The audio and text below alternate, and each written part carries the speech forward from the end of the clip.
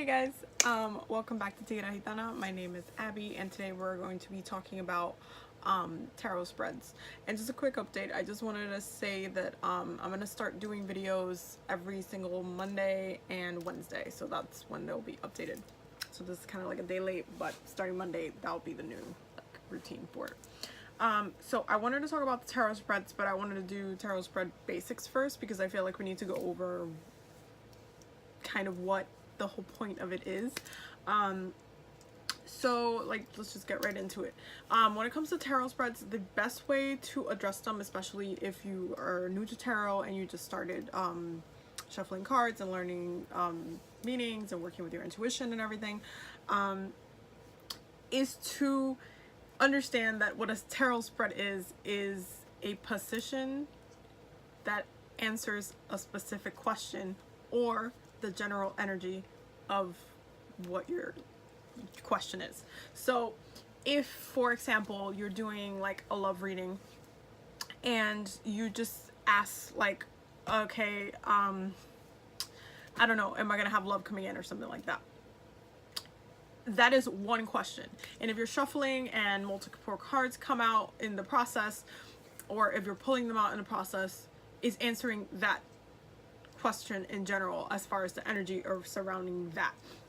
Now, when you're doing a specific spread, or if you want to make your own spread, then you have to really focus on the questions and what the position means, is the meaning, because tarot is going to answer the specific meaning of what you're looking for in the first place.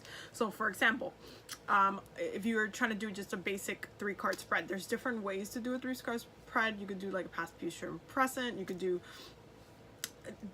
a plethora of different things with a 3-card spread. You can even do a 1-card spread if you're like doing the yes or no or something like that. Or if you're just looking for one singular card to give you the energy of the whole thing, you could do that as well.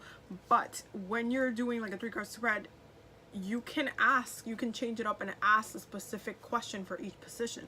So while you're shuffling, you've already set the intention that that is the specific thing that you want to answer for each position, and so that's how the cards are going to land, and then you will interpret it based on the question that you're asking. And this is important to understand because if you are trying to understand spreads and like a little bit more advanced and complicated spreads, you have to understanding this will make it easier to read later, because then you'll be able to answer the question that you were actually asking within that spread, and then after you're done, you'll be able to see how it overall gives you the energy of the reading. So 2 ways you can do this is by using just regular tarot. As far as the Rider-Waite, I like to think of this as a regular tarot, even though I also use playing cards. I use a lot of different cards actually, but I like to think of the Rider-Waite as the regular tarot because it's kind of symbologic.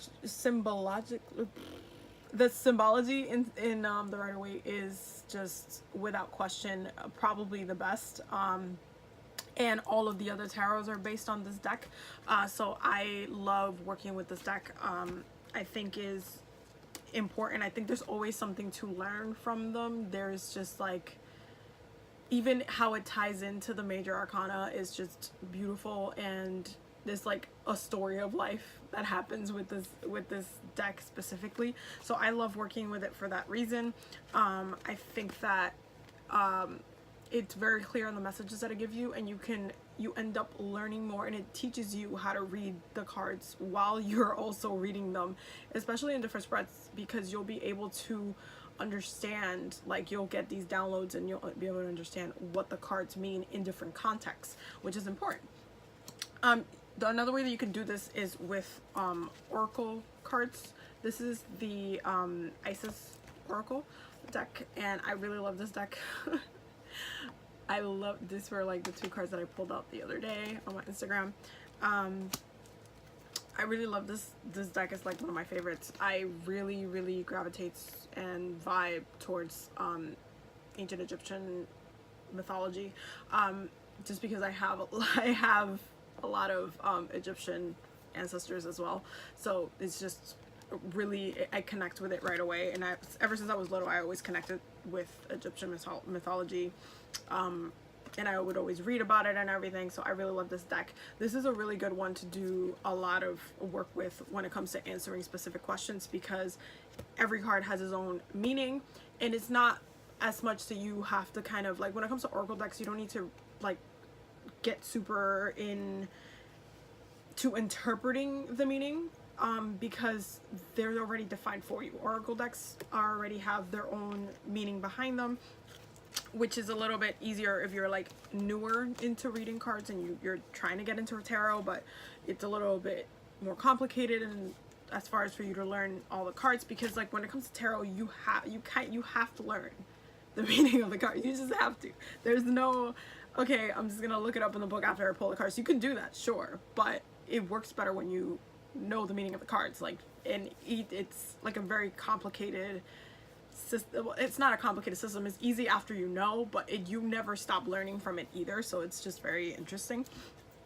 So I really love this deck for reading because it's very specific. It has the title and then a little bit of what the card's trying to say at the bottom, and then you could reference the book if you need to as well.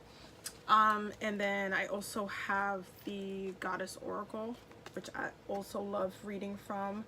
I love using this as well when I'm doing, like, if I'm doing 3-card readings. I could do 3-card readings with oracle cards, but again, it goes back to the question you're asking. So for example, if you're thinking about, if you're worried about your job, or you're worried about like your relationship, or you're worried about school, or how you're gonna get by something or something like that, and then you're asking a question, and then you get this card, which is Bright Future, and you're asking the specific question, you needed something to kind of some guidance in that way, and then you get this card. It's very direct. It has like the quote at the bottom, and then it tells you what it is at the top. So the meaning is just like straight in your face. It's a lot easier to work with if you're trying to work with spreads. So yeah, that's basically like generally what it is. I feel like I'm gonna talk about spreads a little bit more in future videos, but for now I just wanted to do like the little bit of the intro to understanding what spreads are, because quite simply they are just questions for specific spots of the reading. And that's if you want to do that, because I sometimes do non-spreads, which is just like I shuffle until I feel like I'm fine. And it's great to know like the energy, and that's when I'm just really working very intuitively, working with the energy and just seeing what is going on. But it also goes great when you ask questions, because then you're more clear on what specifically it's answering. So you can do both, but definitely if you want to just work on spreads and just ask specific questions, that will teach you how to be a little bit more loose with it and just let the cards like fall out where they may, and then give you that guidance of what it is, because a lot of the time that's what happens to me now. I don't even do specific spreads. Sometimes I do, sometimes I don't. So yeah, so I hope you guys enjoyed this video. I hope it was clear. Let me know if you guys had any more questions or anything like that in the comments box, and all of my links and stuff will be down below. So yeah, have a good day, and I'll see you next time.